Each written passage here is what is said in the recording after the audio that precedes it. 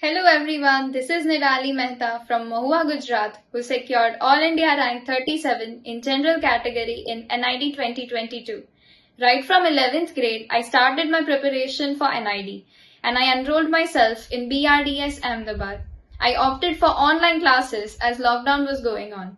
In the initial stages of my preparation, I used to attend all the BRDS lectures and try to complete the assignments given to me.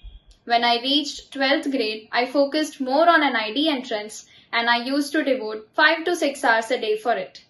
2 months before the commencement of NID prelims, I prepared for 11 to 12 hours a day for it. BRDS provided me with a lot of interesting sessions, mock tests and assignments which helped me improve my skills and thought process. In the 2 years of my preparation, I have realized that observation skills and creativity are the two things which will help you excel in these competitive exams. At the end, I would like to thank all my BRDS faculties. It is only because of them I have made it to NID Ahmedabad. Thank you so much.